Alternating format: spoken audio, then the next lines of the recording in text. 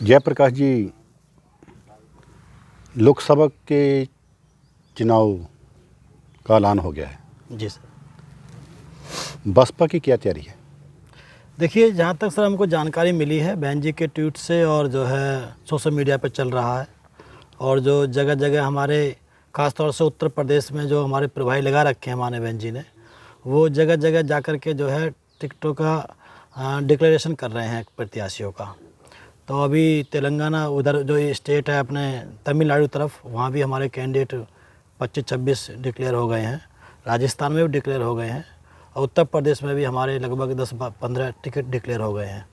तो तैयारी ये है कि माननीय बहन जी का अब तक का जो फैसला है वो ये है कि हम अपने दम पे चुनाव लड़ेंगे, और उसके बावजूद भी जो है हम जो है कहते हैं, हमारे साहब कहते रहते हैं कि बॉस इज़ ऑलवेज़ राइट।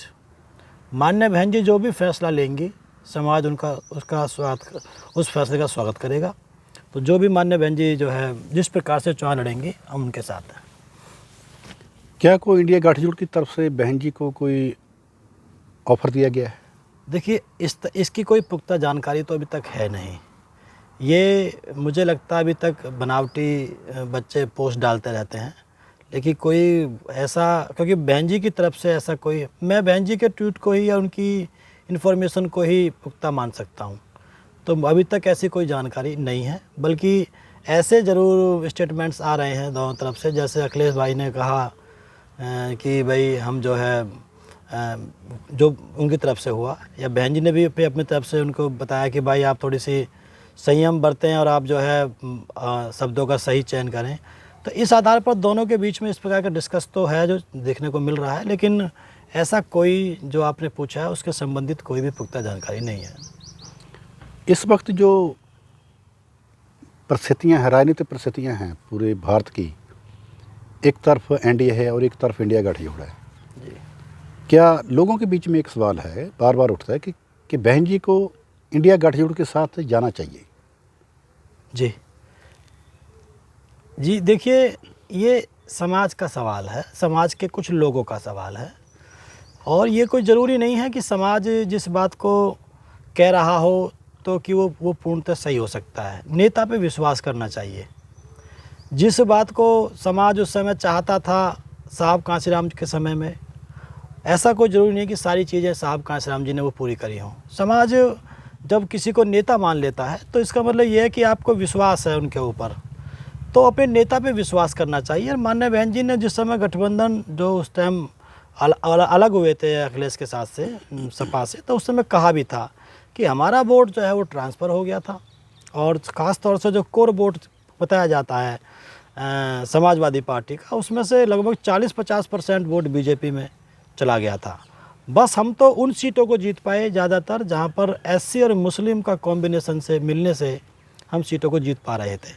तो देखा जाए तो उसमें कुछ ज़्यादा एफर्ट्स जो है सपा की तरफ से नहीं थे, लेकिन हम उससे पहले हम जीरो सीट पे थे, तो 10 हुई, तो उसमें लोगों को लगा कि हम जो सपा के साथ मिलने से हमको 10 सीटें मिली। लेकिन उसमें देखा जाए तो एससी और मुस्लिम के मुख्य रूप से कॉम्बिनेशन, और तीसरे नंबर की जिस बिरादरी के कैंडिडेट था उसके वोट को मिलकर के हम उसको जीत पाए थे। तो बहन जी ने कहा है कि भाई जब तक वोट ट्रांसफ़र ना हो उनका हमारी तरफ, और हमारा वो ले जाएं और उनका हमारी तरफ ना हो, तो फिर कोई औचित्य नहीं है। तो इसलिए समाज की ये चाहत है, समाज की चाहत का भी जो है ध्यान रखा जाता है, लेकिन अपने नेता पर भी भरोसा करना चाहिए, ऐसा मेरा मानना है। अगर आज मानवर होते तो क्या किसी गठजोड़ का हिस्सा होते? देखिए, ये तो आपकी जो है एक परिस्थितियों के हिसाब से सोचने वाली बात है। ऐसे तो हाँ, माननीय बहन जी ने भी गठबंधन किया है पहले, ये भी कोई ज़्यादा अंतर नहीं है, 4-5 साल का इसमें अंतर है। तो बहन जी ने जब ये कहती थी कि मैं सपा के साथ कभी गठबंधन नहीं करूँगी, उसके बावजूद भी सपा के साथ गठबंधन किया परिस्थितियों के हिसाब से। साहब कांशीराम कहते थे कि मैं कांग्रेस को जो है मिट्टी में मिला दूंगा, लेकिन साहब कांशीराम ने आगे चल कर के कांग्रेस के साथ में गठबंधन किया। तो परिस्थिति के हिसाब से कोई क्या समझ पाते हैं उस समय, तो वो डिपेंड करता है उसके ऊपर। बसपा के लोगों की ये शिकायत रहती है कि हम जब किसी से गठबंधन करते हैं तो दूसरी पार्टी का वोट हमें ट्रांसफ़र नहीं होता। जी। तो लेकिन लोगों का मानना भी पिछली बार 10 सीटें उत्तर प्रदेश से हमारे 10 सांसद बसपा के जीते। जी। तो अखिलेश जी के 5 जीते। हाँ 5 के लेकिन 5 सपा के लोगों का बोलना, ये मानना है कि बसपा की वोट हमें ट्रांसफ़र नहीं हुई, हमारी वोट उनको ट्रांसफ़र हो गई, उनके 10 सांसद जीत गए।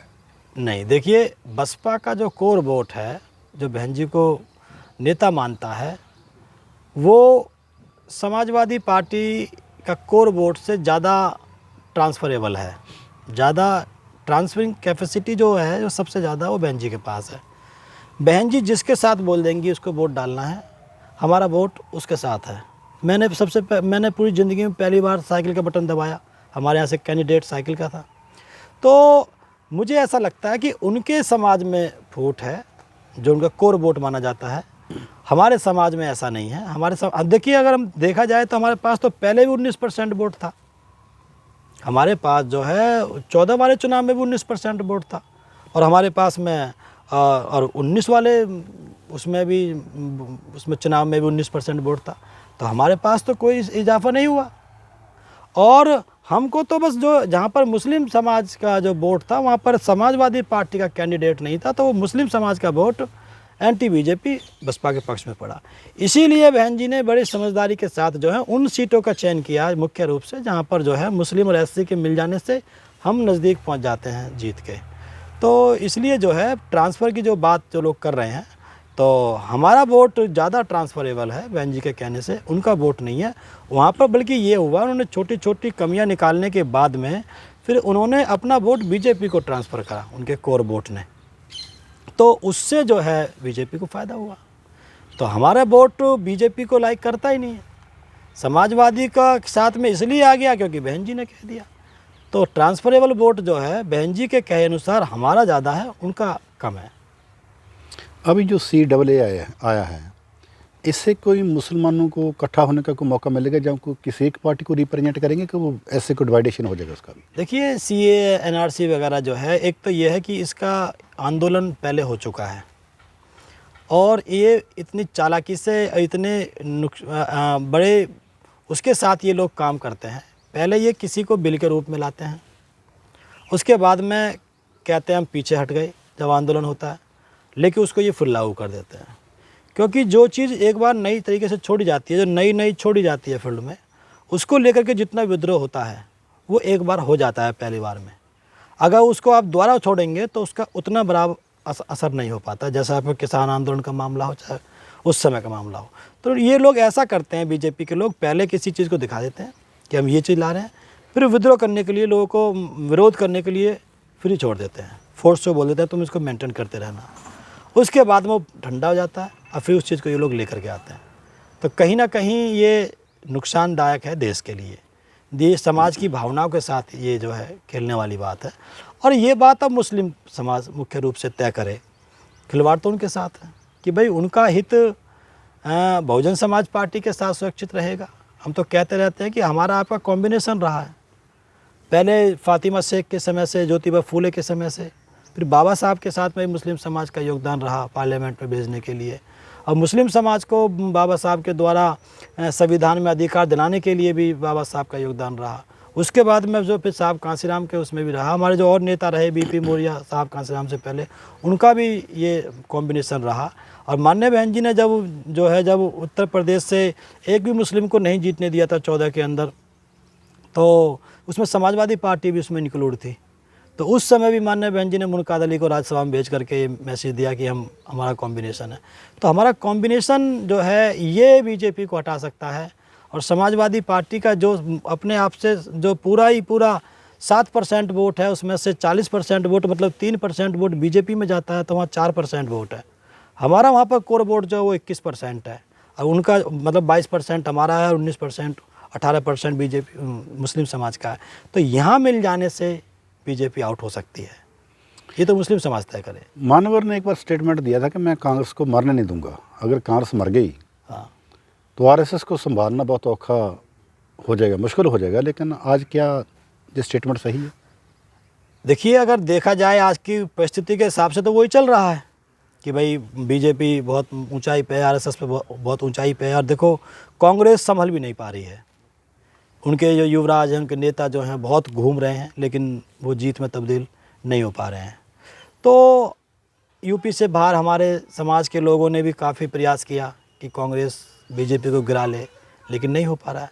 इसमें केवल ये ही बात पूर्णतः साबित नहीं हो रही है, साथ में एक दिक्कत और आ रही है कि ओबीसी समाज जो बहुजन कॉन्सेप्ट पे बसपा के साथ होना चाहिए था और हुआ करता था, जब साहब कांशीराम जी ने पॉलिटिक्स शुरू करी थी तो ओबीसी समाज को जब जो लीडरशिप से जो आउट था, केवल ये अपनी जेब का वोट मानते थे कांग्रेस के लोग, तो इनको जो है जब लीडरशिप से साहब कांशीराम जी ने सिखाई तो उस समय ये बसपा के साथ था, खासतौर से ओबीसी समाज।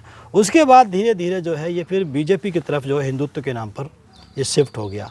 तो ये जो शिफ्टिंग जो रहा उसकी वजह से बीजेपी मजबूत हो गई। कांग्रेस का जो कोर वोट था या मानने वाला वोट था वो खुद बीजेपी, क्योंकि सेम नेचर के लोग हैं वो। कांग्रेस बीजेपी का जो विचारधारा है, साहब कांशीराम भी कहते हैं जैसे एक सांप नाथ एक नागनाथ, तो वो सेम नेचर की विचारधारा वो ऊपर जो अपर वाला जो वोटर था उधर शिफ्ट हो गया कांग्रेस वाला बीजेपी में, और जो लोअर वोटर था ओबीसी समाज का मुख्य रूप से उसमें वो उधर शिफ्ट हो गया।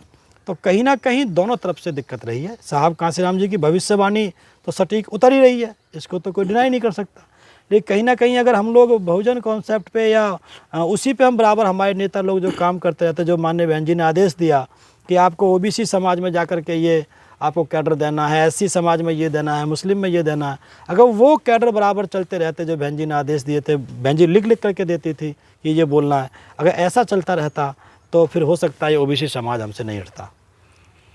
अगर आज मानवर जिंदा होते तो इंडिया गठजोड़ की तरफ से पीएम के मजबूत दावेदार होते? देखिए, अब वो इसका जवाब मैं पहले दे भी चुका हूँ कि मुझे तो नहीं लगता कि इंडिया गठबंधन कभी भी हम लोगों को, मतलब हमारी नेता को पीएम का कैंडिडेट बना सकती है, क्योंकि उसको ये देखना है कि भाई उसको और समाज के वोट भी बैलेंस बनाने होंगे। लेकिन मुझे लगता नहीं है कि वो कभी वो चाहें। अगर वो चाहने वाले होते तो बाबू जगजीवन राम जो उनके सबसे बड़े हितैषी थे, उनके लिए नुकसानदायक भी नहीं थे, उनको वो जो है उस समय बना देते। तो कहीं ना कहीं वो सबको बनाने के लिए तैयार है, लेकिन साहब कांशीराम की बिरादरी को बनाने के लिए वो लोग तैयार नहीं हैं, और उसी से माननीय बहन जी संबंध रखती हैं। तो मुझे लगता है उनको पता है कि भाई ये एक जागरूक कौम है, ये सभी समाज के लोगों को तैयार कर लेगी, और उसके बाद में जो है आपकी सत्ता हो सकता है दिक्कत हो जाए। तो मुझे नहीं लगता इंडिया गठबंधन कभी भी जो है बहन जी को सीएम वो पीएम का कैंडिडेट घोषित कर सकती है। एक तरफ एनडीए और एक तरफ इंडिया, लेकिन क्या इंडिया गठजोड़, लेकिन क्या आप थर्ड फ्रंट के साथ भी नहीं जा सकते? अब मैं देखो पहले कहा बॉस इज़ ऑलवेज राइट।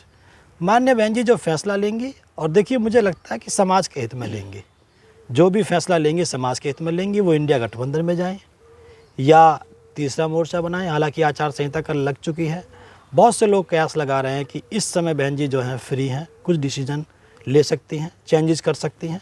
तो 2-4 दिन में ये भी जानकारी मिल जाएगी कि बहन जी कोई और नया वो कर रही हैं। हालांकि बहन जी का लोग सम्मान करते हैं, फैसला जो भी बहन जी लेंगी तो बहुत से नेता उनके साथ भी आ सकते हैं।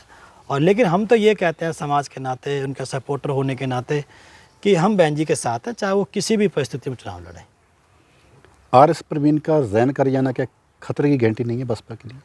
देखिए, इसमें हम लोग चर्चा करते आ रहे थे कल, जब खबर मिली थी कि इसमें नुकसान जो है उनका ज़्यादा है, बसपा का नहीं है ऐसा नहीं कह सकते, उनका ज़्यादा है।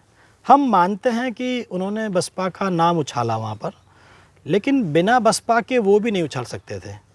उनका भी नाम जो ऊपर गया है, आपने एक मैसेज दिया कि मैंने नौकरी को रिज़ाइन किया, और आपने एक मैसेज दिया कि मैं किसी दूसरी पार्टी में जाकर के MP MLA बन सकता था, लेकिन उसके बावजूद भी आपने संघर्ष का रास्ता बहुजन मूवमेंट को चुना, बहुजन समाज पार्टी को चुना। इसको लेकर के समाज में बड़ा अच्छा मैसेज था कि अधिकारियों के लिए एक जो है उन्होंने एक मैसेज दिया कि भाई आप जो है इधर समाज के लिए आप ऐसे भी काम कर सकते हैं।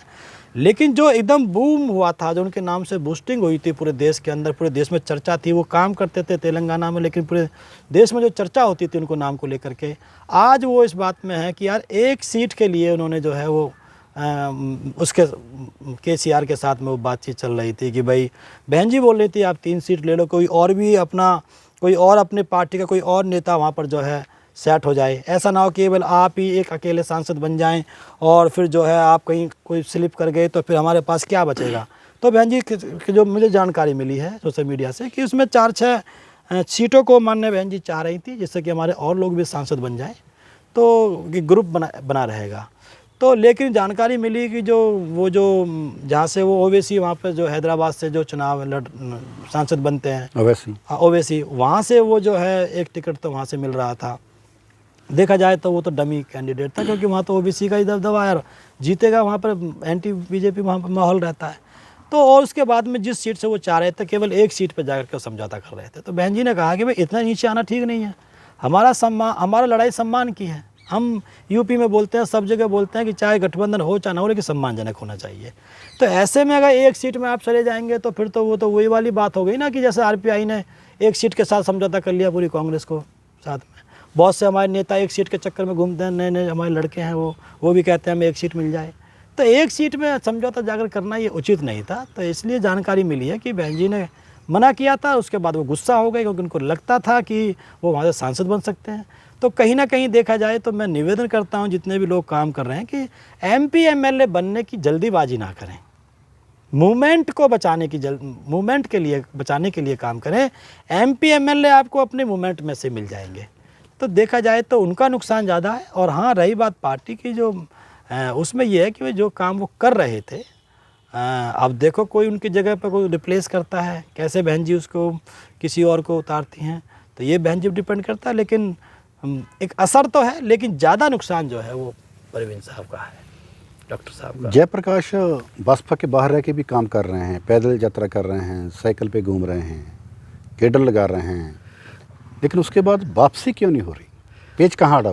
देखिए, पेच का मामला ये है कि हम तो पहले भी कहते थे, मैं बहन जी से जब हमको निकाला गया था तो मैं जो है कह कर के आया था, वीर सिंह एडवोकेट मेरे साथ थे उस समय, मैं कह के भी आया था कि बहन जी 15 दिन अजमा लेना, 15 महीने अजमा लेना, 15 साल अजमा लेना, मैं आखिरी सांस तक आपके लिए काम करूँगा। हो सकता है बहन जी परीक्षा ले रही हो, कोई बात हो, लेकिन मैं आखिरी सांस तक, जब मैंने बोल ही दिया कि मैं आखिरी सांस तक बहन जी के लिए काम करूँगा, तो बहन जी को जब लगेगा कि ये उचित है इस समय, तो उस समय हो सकता है कर लें। लेकिन मेरा मैटर जो है वो वापसी का नहीं है। मेरा मैटर ये है कि ये मूवमेंट बचे, ये पार्टी बचे, ये समाज बचे, ये देश बचे। इसके लिए जैसा आपने अभी थोड़ी देर पहले बताया कि जो हमारे पुराने लोगों ने जो बेस तैयार किया है, इस पार्टी का जो नींव तैयार करी है, वो लोग खप गए, वो कहीं दिखाई नहीं देते। आज कम से कम जो लोग नींव में खपे हुए हैं, जो बेस में खपे हुए हैं मकान की, उनसे तो हम बेहतर हैं, फिर भी हम कहीं तो दिखते हैं। तो इसलिए जितना बहन जी ने हमको दिया है वो बहुत दे दिया है। आज हम जो चल रहे हैं, हमारा नाम है पूरे देश में, लोग मानते हैं, तो इसमें कहीं ना कहीं बहन जी का देन है। तो बहन जी ने हमको बहुत कुछ दे दिया। अब बहन जी वापस लें चाहे ना लें, ये बहन जी के जुडिक्शन का मामला है। मैं हमेशा बोलता रहता हूँ कि मैं आखिरी सांस तक काम करूँगा इस मूवमेंट को बचाने के लिए, इस देश को, इस समाज को बचाने के लिए। क्योंकि मैं तो युवाओं से भी अपील करता रहता हूँ कि भाई साहब, कांसीराम ने टूटी चप्पल पहन के हमको सीएम बना के दिया है, आज तो आप अच्छी स्थिति में हो, तो आपको पीएम बनाने की अपनी जो है सोच बनानी चाहिए, ऐसा मेरा मानना। क्या ऐसा हो माना जाए कि बसपा में एक धड़क आपके विरोध में काम कर रहा है, जब आपकी वापसी के खिलाफ? अब देखो, ये तो देखते हैं कौन सा, देखो होता तो है ऐसा कि पक्ष विपक्ष तो होता है, जहाँ पोजीशन होती है वो अपोजिशन भी होती है। हो सकता है उनके कन्फ्यूजन हो, हमको लेकर के डाउट्स हो। देखो एक बात चलती है, बात भी जायज़ है। ये किसी के डाउट ख़त्म होने की कोई सीमा नहीं होती कि इतने साल बाद ख़त्म हो जाएगा। जैसे एक माहौल चलता था कि बामन मेश्राम जी अनमैरिड रहेंगे, और उन्होंने 55 साल की उम्र में जाकर उन्होंने शादी कर ली। तो अब कोई लड़का 25 साल का बोले कि मैं इस मूवमेंट के लिए अनमैरिड रहूँगा, अविवाहित रहूँगा, तो 55 साल तो उसमें उसने वो लगा दिया उन्होंने। तो अब कैसे मानेंगे कि ये बंदा रह लेगा ये? तो उन्होंने वो तोड़ दिया। ऐसे ही कोई ये सोचे कि भाई जयप्रकाश 5-6 साल बीएसपी के लिए काम करे और उसके बाद में फिर ये पक्का हो जाएगा, तो कोई ज़रूरी नहीं है। हो सकता है कि हमको और 4-6 साल, 10-5 साल और लग जाएँ। तो इस विश्वास को जीतना बहुत मुश्किल है। इसलिए जो है बहन जी कि मैंने इसलिए कहा कि आखिरी सांस तक, क्योंकि उसके बाद कोई बचता ही नहीं है। तो अगर मैं आखिरी सांस तक इस मूवमेंट के लिए लगा रहा, तो हो सकता है जो लोग आज हमारे विरोध में हो, 1-2% लोग, तो हो सकता है कल वो लोग ये कहें। मुझसे बहुत से नेता लोग कहते हैं कि हम आपके खिलाफ थे, लेकिन अब हम आपके पक्ष में हैं। पार्टी के नेता लोग हमको घर पे बुलाकर प्रभारी लोग बोलते हैं कि अब हम आपके पक्ष में हैं, अब हमने मान लिया। तो हो सकता है कुछ लोगों को 1-2 साल बाद वो माने हमारी बात को कि भाई ये लड़का ठीक है। तो जो ऐसा है तो उनका चेंज आएगा, मुझे लगता है उनके अंदर। जब आपको बहन जी ने बसपा से निकाला तो क्या बीजेपी का कोई ऑफर था आपको?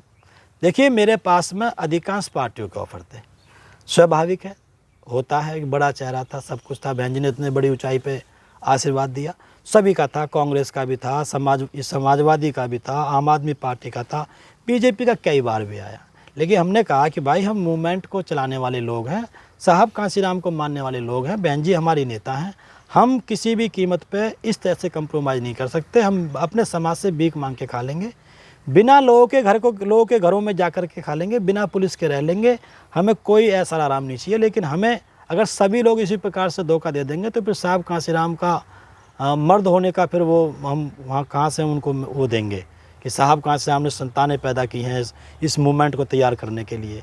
तो इसलिए हमने ये तय, हम अंदर ऐसी कोई सोच भी नहीं थी हमारे अंदर। ऑफ़र तो सबके आते हैं, सभी के पास आते भी हैं, कोई ऐसी बात नहीं है, कोई बड़ी बात भी नहीं है। लेकिन अब जा कर के लोगों को ये महसूस हो गया कि ये लड़का डिगने वाला नहीं है, तो अब इस प्रकार की चर्चाएं नहीं होती हैं। बीजेपी का क्या ऑफर था, कोई डिस्क्लोज हो सकता है?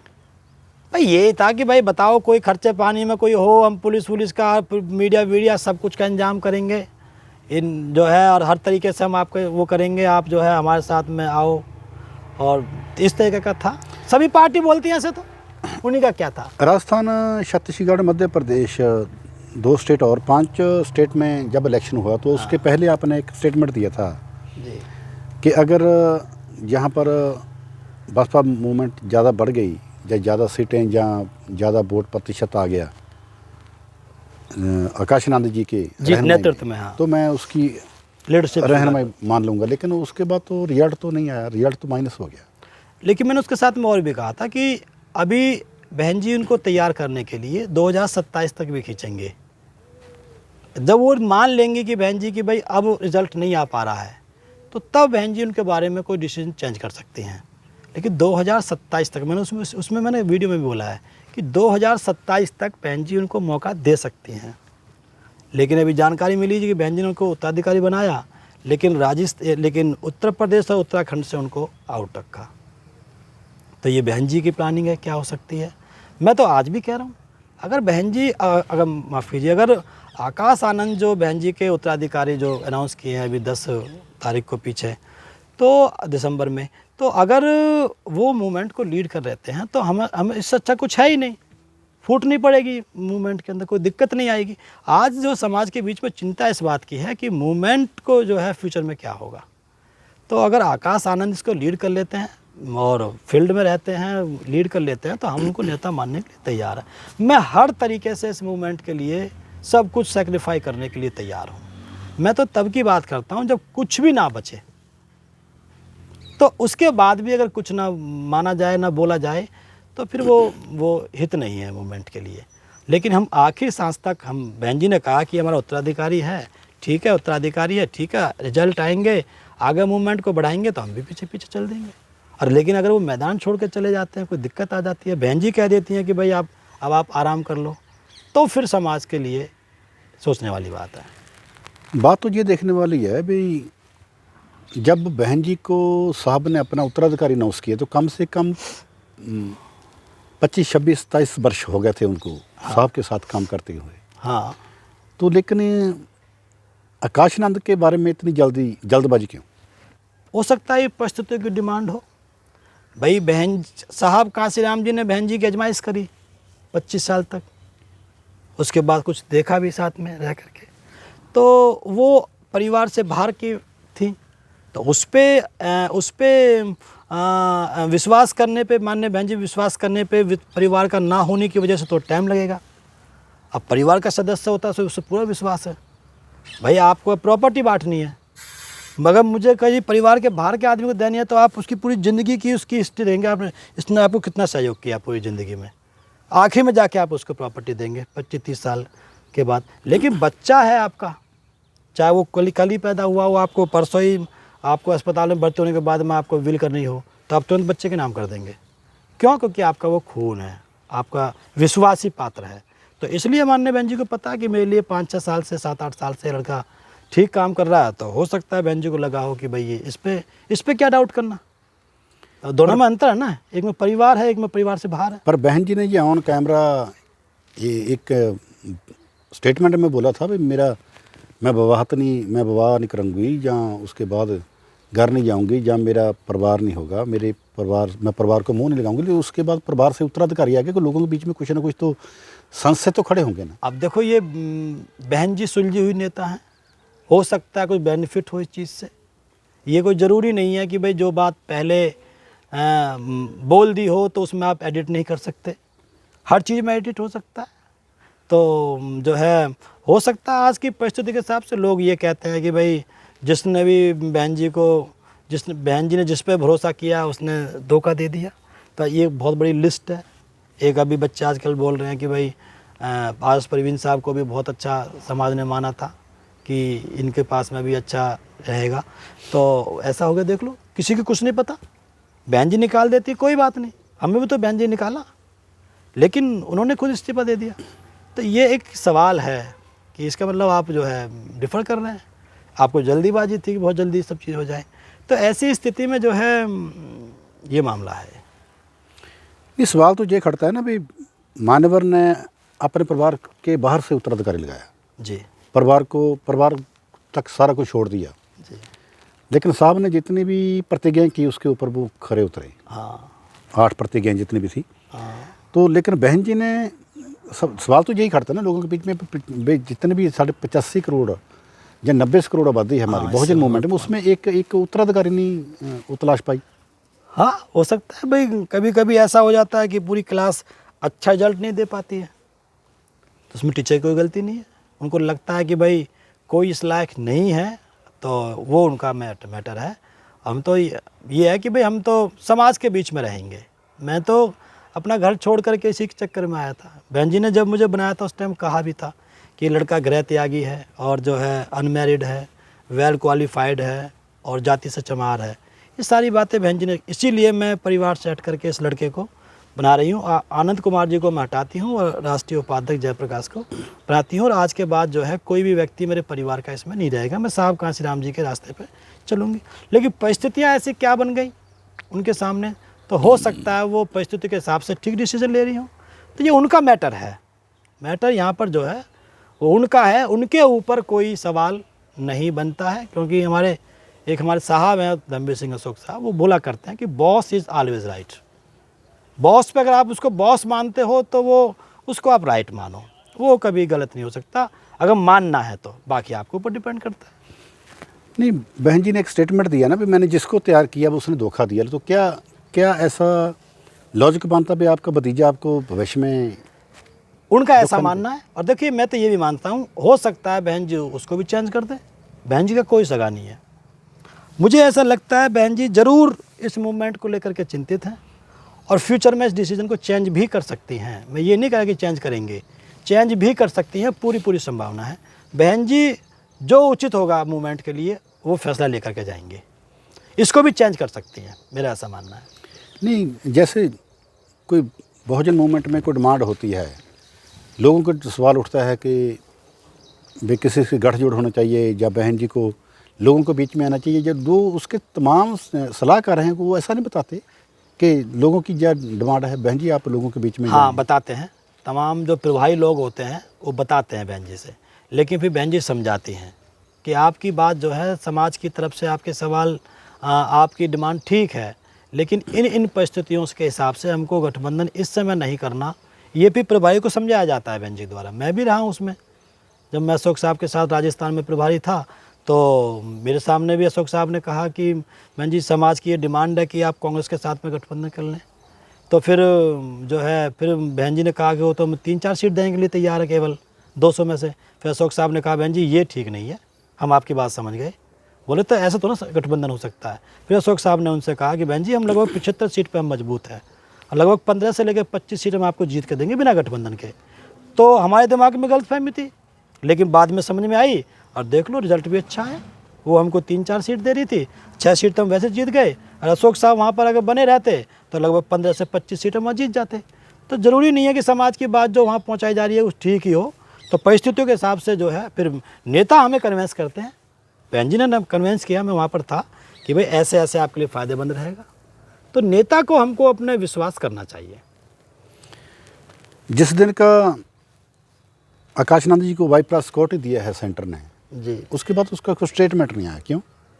देखो एक तो उत्तराधिकारी हैं वो इतने बड़े मूवमेंट के बहन जी की तरफ से, और दूसरी बात वो राष्ट्रीय कोऑर्डिनेटर भी हैं।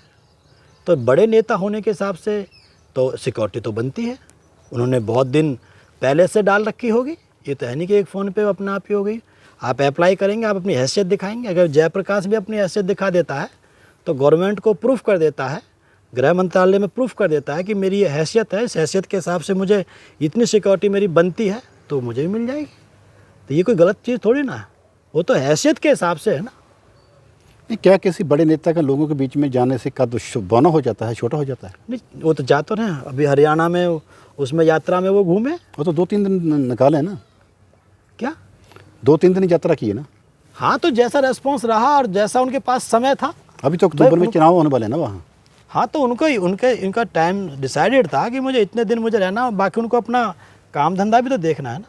तो नई उनकी शादी हुई है, परिवार को भी देखना है, और दूसरा बिजनेस भी है उनका, तो बिजनेस को भी देखना है साथ में। वो इसके बावजूद भी वो समय निकाल रहे हैं पार्टी के लिए, मूवमेंट के लिए, तो ये तो उनका बड़प्पन है। बीजेपी का नारा है अभी 400 से पार, अब की बार 400 पार। लेकिन बसपा का क्या नारा है अब की बार, कितना तैयार? बीजेपी हराओ, बीजेपी हराओ, बसपा जिताओ। हमारा मिशन 2024 चल रहा है कि भाई अपनी ताकत बनाओ। बीजेपी को जब तक आप नहीं हराओगे तो ये खतरे पे मंडराएगा, संविधान के ऊपर खतरा उत्तर मंडराएगा। प्रदेश के अलावा बाकी सब प्रदेशों में जगह सब जगह काम चल नहीं, रहा है। कैसे करेंगे? नहीं, अभी तक तो अपने दम पर ही है। एक वहाँ पर केसीआर के साथ में था तेलंगाना, वो भी शायद लगता है टूटता हुआ दिखाई दे रहा है। अभी हो सकता है बहन जी उसके बावजूद भी कोई बात बने, लेकिन पूरे देश में अभी तक तो हम लोग जो है इंडिपेंडेंट। नहीं, जब बसपा विधानसभा चुनाव लड़ती है 2019 का, 2022 का, तो एक एमएलए जीता है, एक विधायक आता है जीत कर। जी, तो एमपी कितने आएंगे पूरे देश से? देखिए वो अलग है। अब मुझे लगता है कि अगर मुस्लिम समाज ने और कैंडिडेट के समाज ने साथ दे दिया, और हमारा समाज तो साथ है ही है बहन जी के साथ, तो ये 3-4 ब्यादरी एक साथ हो जाएंगे तो हम कम से कम वहाँ पर 40-50 सीट जीत लेंगे। हमारा सबसे ज़्यादा ऑप्शन तो हमारे पास ही बनता है, विकल्प तो हमारे पास सबसे ज़्यादा। अगर बीजेपी को हराना है उत्तर प्रदेश से तो बसपा के अलावा कोई पार्टी है ही नहीं। जितना मुस्लिम समाज समाजवादी पार्टी को वोट देगा उतनी बीजेपी मजबूत हो जाएगी। अगर वो वोट इधर जुड़ जाएगा तो वो 40% से ऊपर पहुंच जाएगा। कैंडिडेट का साथ मिल जाए तो 55% पहुंच जाएगा। तो बीजेपी कहीं से कहीं जीत ही नहीं सकती। ये साहब कांसीराम देखे गए ना फॉर्मूलों को। अगर 4 जून के नतीजे आने से समाज को हताशा हुई तो फिर बहुजन मूवमेंट का क्या बनेगा? देखिए उन्हीं परिस्थितियों पर डिपेंड करता है। हमारे जो है जो आका हैं, हमारे जो नेता लोग हैं, ये वो तय करेंगे कि भाई इस समय की समाज की पोजीशन क्या है। तो पहले रिजल्ट आ जाए, रिजल्ट आने के बाद हम तो मूवमेंट के लिए लगातार काम करते रहेंगे। जयप्रकाश तो पूरी ज़िंदगी काम करता रहेगा, मुझे कोई दिक्कत नहीं है। समाज में मुझे रोटी मिल जाती है, खाना भी मिल जाता है, गाड़ी का तेल भी मिल जाता है, मुझे कोई भी दिक्कत नहीं है। जो लोग किसी दूसरी पार्टी में जाकर जितना गेन करते हैं ना, उतना गेन तो मैं समाज में अभी भी कर रहा हूँ। मेरे पास सब कुछ है समाज का दिया हुआ। तो इसलिए ये 4 तारीख को रिज़ल्ट आने के बाद जो है, 4 जून जो भी रिज़ल्ट आएगा, उसके बाद समाज की एक्चुअल पोजीशन क्या है, वो क्या सोच रहा है, उस हिसाब से मूवमेंट में हम बराबर काम करते रहेंगे। मूवमेंट में काम करते रहना इसका समाधान है। बुद्ध ने कहा है कि समस्या को छोड़ के चले जाओगे आप तो समस्या बढ़ जाएगी। अगर समस्या का आप अध्ययन करते रहेंगे तो समस्या के अंदर जड़ में उसका समाधान का बीज होता है। जो उस बीज तक पहुंच जाएगा वो उसको हवा पानी दे करके, खाद पानी दे करके उसको अंकुरित करके समस्या का समाधान निकाल सकता है। इसलिए जयप्रकाश इस समस्या को छोड़ करके जाने वाला नहीं है। मैं इसी समस्या में रहूँगा और अध्ययन करता रहूँगा और इसी में से इसका समाधान निकलेगा। ये मेरा पर्सनल कमिटमेंट है। नहीं, जब भी हमारा कोई चुनाव हम हारते हैं, जैसे 5 स्टेटों का हारा है, तो उसके बाद कोई आत्ममंथन हुआ है कि हम क्यों हारे हैं? हाँ, करती रहती हैं बहन जी। परिवारी लोगों को बुलाती हैं, बराबर मीटिंग्स करती रहती हैं, लखनऊ में बुलाती हैं। नहीं, पर उस मीटिंग में तो उत्तराधिकारी लगा दिया ना गठबंधन करने के बाद वो तो एक स्टेटमेंट था ना, वो माफ़ कीजिएगा, अध्ययन करने के बाद, स्टडी करने के बाद वो तो लास्ट का स्टेटमेंट था। उससे पहले तो कई घंटे तक चर्चा हुई है मूवमेंट को लेकर के, भाई कौन सही है कौन गलत है। सारे परिवारियों को इधर से उधर चेंज किया गया है और उसके बाद आखिर में कहा गया कि भाई ये लड़का जो है हमारा उत्तराधिकारी जो आकाश आनंद जी होंगे। तो वो तो एक लाइन का 1 मिनट का स्टेटमेंट था, बाकी तो पूरे कई घंटे तक 4-6 घंटे कई दिन तक जो मंथन हुआ है तो वो तो इसी बिंदु पे हुआ है। नहीं, जो प्रभारी लोग जो लगा रखे हैं, ये जितने भी प्रेसिडेंट होते हैं स्टेट वाइज, उनको एक डांसर की तरह नचाते हैं। ये शिकायत है, आम शिकायत है। जो अपने उनके जो फैसले होते हैं, जहाँ उनको एक खुलकर पिच पे खेलना नहीं दिया जाता, जब उनके हिसाब से चलना पड़ता है, तो ये अब देखिए आपके सामने उदाहरण है कल का, आरएस परवीन जी को कहाँ पर पिच पे नहीं खेलने दिया गया, बताओ। मेरे सामने ऐसा लगता है कि पहला ऐसा उदाहरण है मेरी लाइफ में 20 साल के पॉलिटिकल सोशल एक्सपीरियंस में कि बहन जी ने किसी को मंच पे खड़ा होकर के हाथ रख करके कहा हो कि ये हमारा सीएम का कैंडिडेट है। ये सम्मान कम थोड़ी ना है। और उसके बावजूद उन्होंने कहा केसीआर, जिसको ये बताया जाता था कि संविधान विरोधी है, उन्होंने कहा, बहन जी से कन्विंस किया होगा कि बहन जी इसे कर लेने दो, इसके चल रहा है, मिल कर कर लेंगे, चुनाव लड़ लेंगे। उसके बावजूद ही बहन जी ने कहा कि भाई चलो आप देख लो। तो कैसे पिच पर नहीं खेलने देती बहन जी? खूब खेलने देती हैं। सारे डिसीजन तो लेते हैं प्रभारी और अध्यक्ष लोग ही, लेकिन आपको नेता को कन्विंस भी तो साथ में करना पड़ेगा कि आप कैसे फैसला सही ले रहे हो। भैया आप ही तो हो नेता के आँख और कान। आपने अगर सही रिपोर्ट नहीं दी, आपने सही निर्णय नहीं लिए, तो फिर नुकसान हो जाएगा। इसलिए बहन जी डरी हुई रहती हैं। मानवर ने बोला था कि एमपी एमएलए बना जरूरी नहीं है, लेकिन अभी लगता है, अभी लग रहा है भाई नॉन प्रैक्टिकल लोग नहीं हैं बसपा में। हाँ, सारे के सारे CM, PM, MP MLA, Rajya Sabha के मेंबर जी जी जी ये बनना चाहते हैं। ये आप मानते हैं? ये हाँ, ये प्रॉब्लम ये आ गई है कि साहब कांसीराम के जाने के बाद जो जनरेशन जो है हमारे समय वाली, मुख्य रूप से या हमसे थोड़े पहले वाली, ये जो हमसे थोड़ा बाद वाली, ये जो जनरेशन है अनकैडराइज है।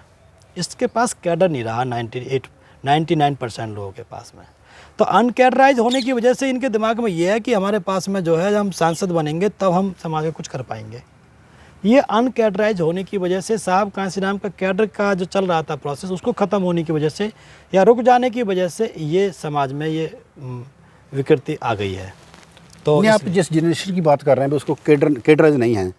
कैडर लेने का या कैडर देने का किसी ने रोका हुआ है?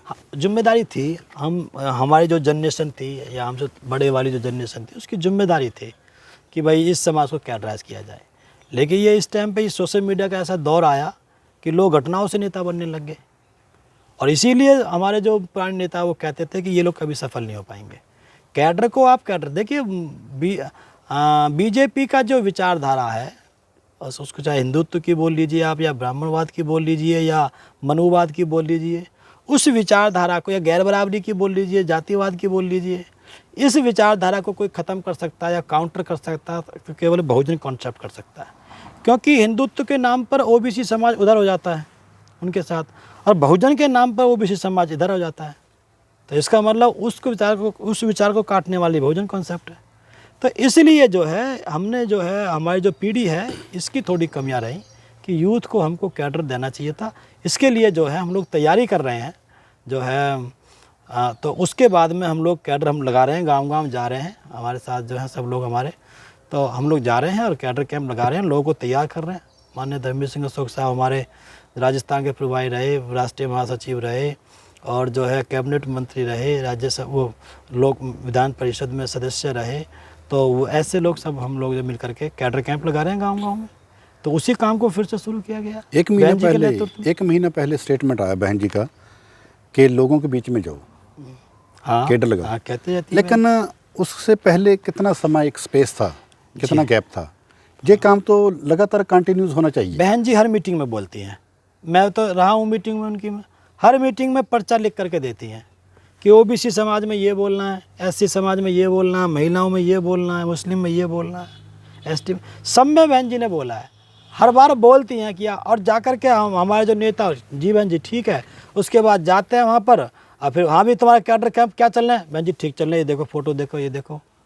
अब दे रहे हैं वहाँ पर भाषण, नाम लिख दिया वहाँ पर कैडर का। और जैसे कल जो अशोक साहब ने वहाँ पर जो उसमें कैडर दिया, क्या बोलते हैं उसमें, गाजियाबाद में एडवोकेट्स को दिया, तो कैडर के तरीके से दिया, बंद कमरे में दिया, कह दिया गेट बंद कर दो आप, अब कोई फ़ोन वोन नहीं उठाएगा, कुछ नहीं करेगा, कुछ खाना नहीं, कुछ पीना नहीं, तो ये क्या, ये सिस्टम है कैडर का। तो रोड पर जाकर भाषण देखो, तुम कैडर बताते हो बहन जी को, तो धोखा तो आप लोग नेता लोग हमारे दे रहे हैं ना ये लोग। तो बहन जी तो हर बार कहते रहते हैं कि आप कैडर दो। बहन जी ने का कोई इसमें दोष नहीं रहा, लेकिन बीच में जो हमारे जो नेता लोग थे उन्होंने इस बात पर ध्यान नहीं दिया। नहीं, ये जो नेतागण लोग हैं जो बहन जी को गुमराह कर रहे हैं, बहन जी तक को जी, वो अपने भाषणों को एक कैडर का रूप देख रहे हैं। हाँ। जब खाली उसका जो वर्क लिखा पढ़ी होती है उसमें कर देते थे, हम ये कर दिया वो कर दिया जी, लेकिन वो बहुजन मूवमेंट के साथ भी धोखा हो रहा है ना जी। हाँ, नुकसान हो रहा है, उसका खामियाजा हम भुगत तो रहे हैं। आज बीजेपी जो ऊपर चल रही है, जिससे खतरा मंडरा रहा है पूरे देश पर, वो खामियाजा तो है। अगर हमारे कैडर के हम बराबर चलते रहते हैं तो बीजेपी मजबूत होती नहीं। बीजेपी को मतलब ही नहीं बनता, लड़ाई तो यहाँ पर अलग ही थी। तो लेकिन फिर भी साहब ने कहा था कि भाई एक दौर आएगा कि बीजेपी मजबूत हो जाएगी, लेकिन आप इस मूवमेंट को पे बराबर काम करते रहना। जब जो लोग आपके खिलाफ बीजेपी में गए हैं, जब उनको पता चलेगा कि इनके खिलाफ के चक्कर में हमारे खुद के अधिकार छिन रहे हैं, खुद हम बर्बाद होने जा रहे हैं, तो वो वहाँ से हटेंगे, बीजेपी से हटेंगे। तो आपके पास पात्र बहुत बड़ा होना चाहिए, आपके पास जो बर्तन है आपको बहुत बड़ा होना चाहिए। तो वहाँ से जैसे वो लोग आएंगे तो उसके बाद में आपके पात्र में, आपके विचारधारा के साथ में वो आने चाहिए। आएंगे तो उस समय बहुजन समाज पार्टी सत्ता पे आसीन हो जाएगी। मानवर ने जब भी बोला था भी हमें MP MLA बनने की ज़्यादा जरूरत नहीं है जी, हम जीते या हारे, लेकिन मूवमेंट का काम 24 आवर चलना चाहिए। हाँ, लेकिन इस स्टेटमेंट के ऊपर भी कहीं ना कहीं लगता है भी कुछ ना कुछ धोखा हुआ है समाज के साथ। देखिए बात जायज़ है। साहब ने कहा कि भाई सामाजिक परिवर्तन का आंदोलन लगातार चलता रहना चाहिए। ये तो एक सत्ता, तो एक माध्यम है, ये कोई ज़रूरी नहीं है कि परमानेंट बनी रहेगी। और आप मूवमेंट में सही काम करोगे तो सत्ता ही बनी रहेगी। तो उसका खामियाजा हमको मिल रहा है। साहब ने जो कहा, साहब ने जो प्रेडिक्शंस किए, उसके आधार पर हमको खामियाजा मिल रहा है। लेकिन अब मुझे लगता है कि अब जो जनरेशन जो तैयार होगी, इसमें हमारे नेता लोगों का बहुत बड़ा योगदान रहेगा। इस जनरेशन को हम लोग कैडर के आधार पर तैयार करेंगे। तो जो गलतियां हो गई हैं हम उससे सुधार करेंगे। अगर 4 जून को नतीजे बहुजन मूवमेंट के जहाँ लोगों की अपेक्षा के खिलाफ आते हैं, जैसे लोग सोचते हैं, जैसा आप भी सोचते हैं, मैं भी सोचता हूँ जी, लेकिन ऐसे मन माफक रिजल्ट ना आए तो फिर क्या एक बहुत बड़ी कोई घटना हो सकती है जहाँ बहन जी की जो अमेज़ है लोगों के बीच में, उसके ऊपर कोई ना कोई आँच आ सकती है, जहाँ कोई उत्तराधिकारी के रूप में? देखिए बहन जी महापुरुष घोषित हो चुकी हैं समाज में, उनके इमेज पे कोई गिरावट नहीं आएगी। नुकसान होगा तो हमारे खुद के मूवमेंट का होगा। अगर हम बहन जी का साथ नहीं देते हैं, वोट गिर जाता है, तो इसमें नुकसान तो हमारा ही हुआ ना। महापुरुष का क्या नुकसान होगा इसमें? तो बहन जी के ऊपर इसमें कोई दिक्कत नहीं आएगी, नुकसान इसमें हमारा होगा। तो क्या एक नए सिरे से सोचना पड़ेगा? अभी तो बहन जी है, बहन जी इस मूवमेंट को किस तरह से जो है किधर करती हैं, क्या करती हैं, तो ये बहन जी पर डिपेंड करता है। अभी मूवमेंट में भी जान है। बहन जी के पास अभी 13% वोट है। 13% वोट अभी किसी भी SC समाज के नेता के पास में नहीं है, बहुत बड़ा वोट है। तो अभी वोट बढ़ेगा, हो सकता है 24 के चुनाव में ये बढ़ जाएगा तो मूवमेंट फिर से खड़ा हो जाएगा। अब बहन जी हमारे पास स्थापित नेता हैं। अभी तो कोड ऑफ कंडक्ट लग गया जी, हाँ। तो क्या अभी भी कुछ लोग आस रखते हैं भी कुछ? हाँ, लोग कहते हैं इस बात को, भाई कोई गठजोड़ हो सकता है या कोई कोई किसी नए स्टेटमेंट की तैयारी हो सकती है? अधिकांश ये लोग का ये कहना है कि आचार संहिता लगने के बाद बहन जी अपने पत्ते खोलेंगी और हो सकता है वो कहीं भी कोई ना कोई रास्ता निकालेंगे, इस मूवमेंट के लिए, समाज के लिए रास्ता निकालेंगी। लेकिन उसके बावजूद भी गठबंधन नहीं होता है तो हमारा मैटर गठबंधन से नहीं है। हमें तो ये है कि हम बहन जी के साथ हैं, जब तक आखिरी सांस तक हम बहन जी के साथ हैं। ये थे बसपा के पूर्व राष्ट्रीय उपाध्यक्ष डॉक्टर जयप्रकाश, तो जिसकी मंशा भी है कि बहुजन मूवमेंट बहुत आगे जाना चाहिए और जो 4 जून 2024 को रिजल्ट आने चाहिए वो बहुजन मूवमेंट के पक्ष में आने चाहिए, जिससे हमारा बहुजन मूवमेंट आगे बढ़े, महापुरुषों की जो विचारधारा वो आगे बढ़े।